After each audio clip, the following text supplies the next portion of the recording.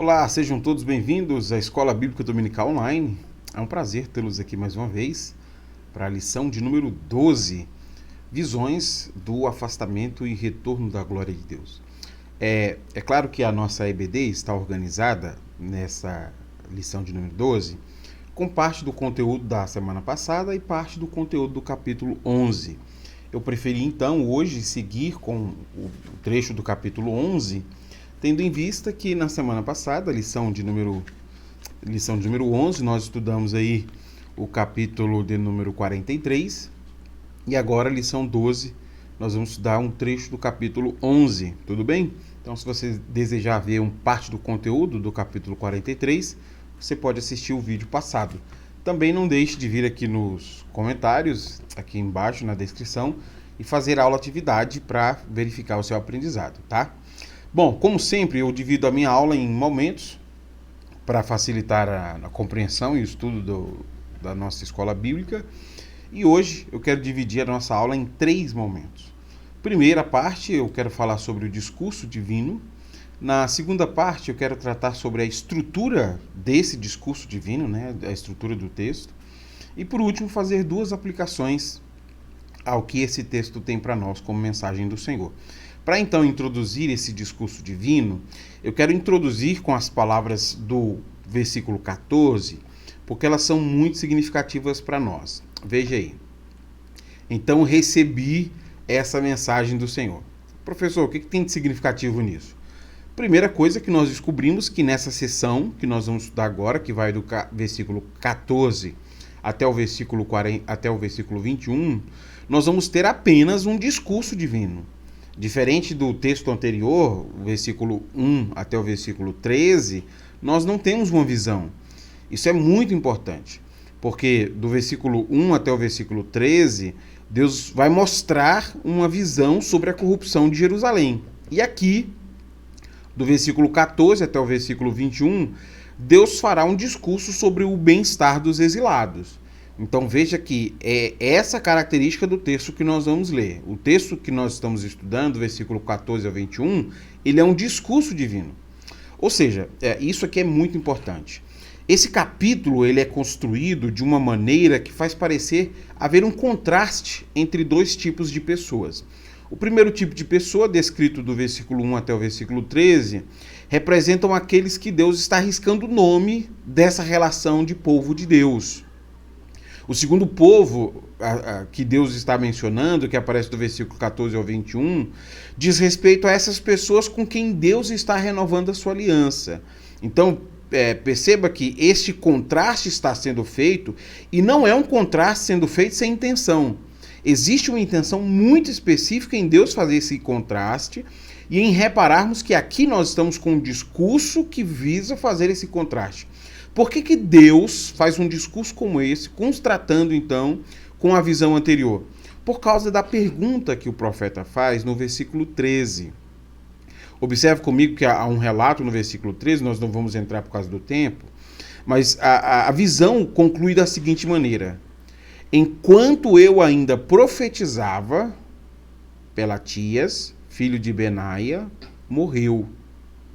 Então prostei-me com o rosto no chão e clamei: ó Senhor soberano, matarás todos que restam em Israel? Então perceba que o profeta faz uma pergunta e Deus está respondendo esta pergunta com esse discurso do versículo 14 a 21. Por isso que essa primeira sessão a gente está tentando compreender isso. Aqui nós temos um discurso que visa responder uma pergunta. E Deus está deixando bem claro que apesar dele ter abandonado aquela terra, apesar da sua glória estar indo embora, ele decidiu não abandonar aquele povo. É isso que este discurso vai nos revelar. E para facilitar então a compreensão desse discurso, que a gente já sabe a importância deles, eu quero então apresentar a vocês a maneira como esse discurso é feito e a maneira como ele está aí distribuído. Ele tem essa estrutura aí para a gente, ele está dividido em 5 partes. Nós temos um preâmbulo, que é o momento em que a gente descobre que está sendo feito um discurso e a intenção de tal discurso. Depois, esse preâmbulo, nós temos uma tese, e a tese é Deus citando uma crença deles. Depois de Deus citar a crença deles, Deus vai refutar esta crença, versículo 16. Depois Deus vai mostrar uma antitese, que no caso seria a ideia correta, que eles nem chegaram perto de compreender, versículo 17 ao 20, e termina então com um epílogo. Essa é a estrutura do versículo. O que eu quero fazer agora é tentar explicar a vocês rapidamente esse discurso, assim como ele está apresentado, para que a gente perceba as nuances desse discurso e daquilo que Deus está dizendo. Tudo bem? Bom, vamos então observar que começa com um preâmbulo, né? E no preâmbulo a gente já leu, a gente tem um discurso, Deus vai falar, e a gente já entendeu por que ele está falando e qual a importância desse discurso. Depois do preâmbulo, que é a explicação anterior que eu dei a vocês, nós temos a tese. Qual que é a tese deles? Qual que é a tese, a crença que eles possuem, que Deus logo em seguida vai refutar? Vamos ver a tese? Lê comigo em versículo 15. Filho do homem, aqueles que ainda restam em Jerusalém falam de você, de seus parentes e de todo o povo de Israel que está no exílio. O que eles dizem? Estão longe do Senhor. Por isso agora ele nos deu a terra deles. Então perceba que essa é a tese deles. Os habitantes de Jerusalém, eles consideram que esses exilados estavam longe do Senhor. Exatamente por estarem longe do Senhor, Deus permitiu que eles fossem levados para o cativeiro.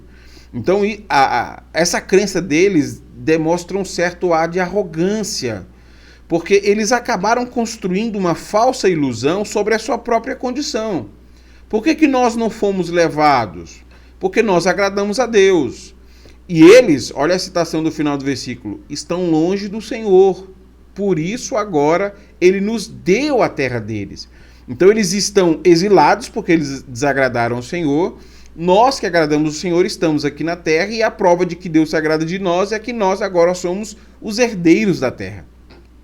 Ao invés de expressarem o sofrimento pela deportação de seus compatriotas, eles revelam estar completamente alienados da sua condição religiosa.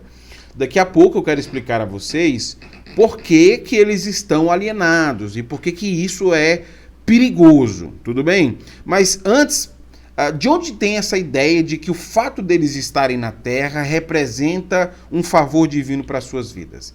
Veja o que o Daniel Bloch coloca para a gente como uma questão cultural daqueles judeus que a gente precisa compreender. Lê comigo aí.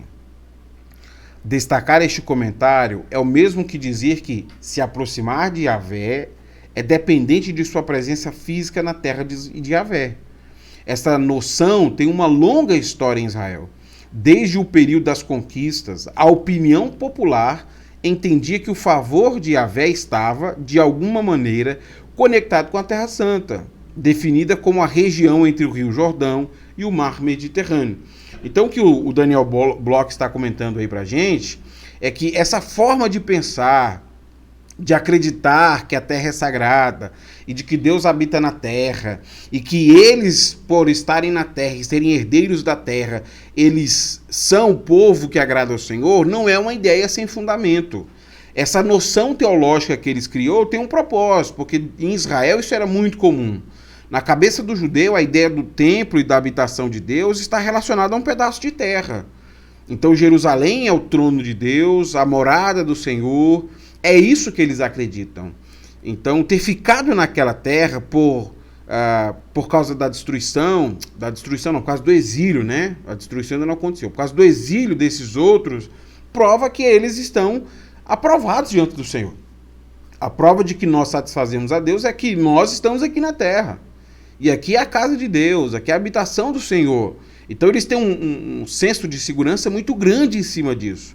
E eles estão, em cima desse senso de segurança, criando uma própria aprovação sobre a sua condição religiosa. Mas será que é verdade? Será que a presença do Senhor está submetida àquela terra? Será que estar naquela terra significa agradar a Deus e quem está fora não agrada a Deus? Veja como o próprio Deus responde esta tese deles numa antitese, que aparece para a gente aí, numa refutação que aparece para a gente no versículo 16. Diz assim: portanto, diga aos exilados, assim diz o Senhor soberano, embora eu os tenha espalhado entre as nações do mundo, serei um santuário para vocês durante seu tempo no exílio. Esse é um versículo muito maravilhoso, ele tem nuances teológicas muito profundas. Eu quero apenas fazer um comentário aqui breve, mas vale a pena um estudo muito bom em cima disso aqui. Esse versículo está revelando para a gente exatamente o quanto eles estão alienados em sua própria condição religiosa. Eu disse a vocês que explicarei e eu pretendo fazer isso. Essa compreensão que eles tinham sobre o favor divino estar com eles era uma compreensão falsa. Deus acabou de dizer isso. É isso que eu estou chamando de alienação religiosa. Vocês criaram um princípio espiritual falso e em cima desse princípio espiritual falso vocês se sentem seguros por causa do desfavor que está acontecendo aos outros judeus. Então o versículo 16 comprova que eles possuem uma crença que é muito contrária àquilo que o próprio Deus havia estabelecido. Esse versículo está dizendo para a gente que essa adoração a Deus, ela não vai acontecer em Jerusalém. Não tem a ver com estar ou não estar em Jerusalém. Tem a ver com ser ou não ser povo de Deus. Estar ou não estar aliançado com o Senhor. Então, Deus está dizendo para eles de forma muito clara que a adoração não será em Jerusalém, e Deus se tornará o lugar, o santuário para que eles possam adorar. Isso aqui, gente, é um paradigma completamente diferente da mente de época. Porque o santuário era entendido aí como lugar de culto ou de habitação de Deus. O Senhor está dizendo que eles não vão ter mais um templo em Jerusalém para poder adorá-lo, porque eles estão cativos e espalhados pela Babilônia. E Deus será a habitação deles para que eles possam adorar a Deus ali, naquele lugar estrangeiro. Deus mudará o seu lugar de adoração. Ele estará com esses exilados em solo estrangeiro. Isso, gente, é extremamente revolucionário até para este homem que é Ezequiel, que já tem visto Deus falar coisas assim extraordinárias. Até para ele aquilo é muito extraordinário. Porque Ezequiel é um herdeiro dessa tradição que vê o templo em Jerusalém como local de adoração. O santuário em Jerusalém é a presença visível de Deus no meio do seu povo. Deus ter escolhido Jerusalém e a gente ter construído o templo é o que representa Deus estar conosco. Não foi por isso que Moisés orou? Como as outras nações saberão que nós somos diferentes? O que nos distingue das outras nações é o Senhor habitar em nosso meio. Isso está muito forte no imaginário deles. Então, o templo em Jerusalém dava a eles um status religioso muito elevado. Mas a declaração do versículo 16 altera significativamente esse status dessa relação. Porque eles não vão mais necessitar do templo. Para esse relacionamento com Deus, o próprio Deus será o seu santuário. Então veja que logo após rebater essa maneira arrogante, como pensam os moradores de Jerusalém, e mostrar que não vai ser assim, não tem a ver com estar na terra, não tem a ver com estar no templo, tem a ver com a aliança com Deus, o Senhor passa agora então a dizer, olha, exilados, o que eles estão dizendo é errado. Qual que é o pensamento correto? Qual que é a antítese? Qual que é o conceito correto e a compreensão correta que vocês têm que possuir?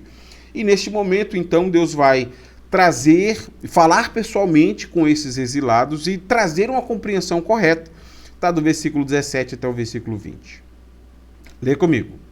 Eu, Senhor, soberano, digo que os reunirei das nações onde foram espalhados e lhes devolverei a terra de Israel. Quando eles regressarem para sua terra natal, removerão todos os requisitos de suas imagens repugnantes e de seus ídolos detestáveis. Eu lhes darei um só coração e colocarei dentro deles um novo espírito. Removerei seu coração de pedra e lhes darei coração de carne, para que obedeçam aos meus decretos e estatutos. Então eles serão meu povo e eu serei o seu Deus. Eu não sei se talvez você já tenha reparado, mas isso que a gente está lendo aqui se repete lá a partir do capítulo 40, aquela restauração futura. Aqui a gente já tem um primeiro anúncio dessa restauração futura. E aí esses versículos estão anunciando para a gente 3 mudanças no relacionamento entre Israel, a terra e o Senhor. Então este relacionamento sofrerá essas 3 mudanças. Lá na frente, no capítulo 40, a gente descobre que na verdade são 5, mas vamos nos focar aqui nesse texto. Quais são as mudanças que haverão? E aí Deus fala sobre um novo êxodo, uma nova terra e uma nova aliança. É isso que está presente para a gente nesse versículo. Qual que é o novo êxodo? Deus promete reagrupar o seu povo, aqueles que foram espalhados pelo mundo. Então vocês vão sair de novo de onde estão e se reunirão novamente na terra que o Senhor vos deu. Este é o novo êxodo e essa é a primeira promessa que Deus os faz. Qual que é a nova terra? Eu expliquei isso para vocês na aula 10. Na aula 10, quando nós vimos exatamente a visão do rio de água viva que sai do templo, a gente descobre que Deus vai sarar aquela terra para que essa terra dê subsistência a esses habitantes que serão trazidos. Então eles serão trazidos e eles não precisarão mais se ocupar com a sua subsistência, porque a terra vai dar isso a eles. Então Deus vai dar um novo êxodo, Deus vai dar uma nova terra e Deus vai dar uma nova aliança. Mas perceba, isso é interessante de observar. Quando Deus vai falar sobre a nova aliança, Deus fala sobre lhes dar um novo coração. Qual é a verdadeira intenção de Deus ao lhes dar um novo coração? Porque que ao invés de dizer, eu lhes darei uma aliança, Deus diz, eu lhes darei um novo coração. Porque essas pessoas não conseguirão seguir a aliança com o Senhor se Deus não mudar o coração delas.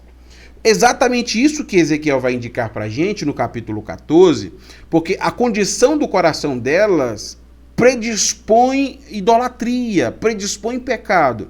Veja o que Ezequiel diz. Filho do homem, estes homens levantaram ídolos em seu coração. Você consegue ver? Não está falando de estátuas. Está falando sobre ídolos do coração. E seguem coisas que o farão cair em pecado. Por que ouviria o pedido deles? O que Deus está fazendo então neste momento? Não adianta restabelecer uma nova aliança se eles vão continuar predispostos a quebrar essa aliança. Por isso que Deus diz que vai dar um novo coração. O que ele quer exatamente é substituir aquele órgão defeituoso, colocando neles uma nova disposição no coração. Uma nova disposição para que eles possam obedecê-lo. E perceba que isso não é próprio de Ezequiel, né? Eu tenho mostrado alguns paralelos com Jeremias, e essa mensagem de Jeremias ela é muito clara. Jeremias 32, veja comigo o versículo 39. Eu lhes darei um só coração e um só propósito. Adorar-me para sempre, para o seu próprio bem e para o bem de seus descendentes. Essa noção está muito clara, então, entre Jeremias e Ezequiel. A intenção de Deus lhes dar um coração novo é para que eles possam seguir esta aliança do Senhor. Para que eles não as quebrem mais, porque eles mesmos não terão condição de fazer isso, e a prova disso é o exílio. Mas Deus está disposto a dar a eles uma nova aliança. Bom, tendo explicado o discurso a vocês, eu encerro a nossa aula com 3 aplicações. Que aplicações esse texto teria para nós? Eu queria fazer 2, desculpa. Primeira aplicação: não crie falsas seguranças em cima da condição dos outros. Ninguém, absolutamente ninguém, deveria justificar a sua segurança divina com base no fracasso dos outros. Foi isso que aconteceu no versículo 14 e 15. Aqueles habitantes de Jerusalém justificavam o seu sucesso porque eles estavam na terra. E justificavam o fracasso dos outros porque eles estavam no exílio. Às vezes, como pastor, eu percebo que alguns cristãos quase que ficam felizes quando algo de ruim acontece com seus rivais. Eles pensam assim, olha, tá vendo? Essa é uma prova de que Deus está comigo. Porque fulano e ciclano está sofrendo. Não toca no ungido, porque se tocar vai sofrer. E não são poucas as vezes que eu observo que existem pessoas que estão alienadas diante do Senhor. Por que estão alienadas? Porque elas utilizam um princípio errado para avaliar a sua própria condição espiritual. Elas pensam como esses israelitas: eu estou bem. Mas por que você acha que está bem? Não, porque o outro está mal. Como assim? Porque o outro está mal, você está bem? Então ninguém deveria criar uma falsa segurança pelo fracasso dos outros. O fracasso dos outros não indica você estar bem diante de Deus. O que indica você estar bem diante de Deus é conhecer e praticar os seus mandamentos, e não o fracasso dos seus irmãos. Então acho que isso para a gente é um alerta muito importante. Será que nós nos sentimos como essas pessoas? Quando dá alguma coisa de errado, a gente fica até quase feliz. Olha, é uma prova de que está indo tudo bem comigo. Porque as coisas estão dando errado para os meus inimigos, para os meus opositores. Não crie essas falsas seguranças. O fracasso dos outros não significa que você está bem diante de Deus. Este é um sinal de alerta perigoso, porque você pode estar alienado diante do Senhor, criando um princípio que não existe, para criar essa segurança que não existe. Ok? Essa é a primeira aplicação. Segunda aplicação que eu queria fazer. Apenas Deus pode criar as condições necessárias para que nós possamos segui-los. Apenas Deus. Deus quer fazer uma aliança, Deus nos deu seu Filho, mas nós não conseguimos responder isso de forma apropriada. A graça de Deus, ela foi anterior a nosso conhecimento dessa graça. E por que essa graça é tão essencial? Porque ninguém consegue responder de forma apropriada se Deus não nos der um novo coração. Isso é importante todo cristão ter em mente. Não é porque você faz coisas que você agrada a Deus. Não é porque você vai ao templo religioso. Não é porque você gosta de Jerusalém, tem uma bandeira de Israel na sua casa. Não. O que prova que você é povo de Deus foi ele ter lhe dado um novo coração para você seguir esta aliança. E não é isso que ele nos promete? Nos dar o seu espírito para que este espírito nos convença do pecado, da justiça e do juízo? Querido aluno, a prova cabal de que você é povo de Deus é o testemunho interno do Espírito, que testifica sobre isso e mais, lhe convence sobre essas verdades. Lhe convence sobre a grandiosidade do que é o Evangelho, lhe mostrando então que com este novo coração você conseguirá seguir os decretos do Senhor. Foi um grande prazer ter estado aqui com você. Semana que vem eu aguardo você para a gente seguir com a nossa Escola Bíblica Dominical Online. Tudo bem? Até a próxima então.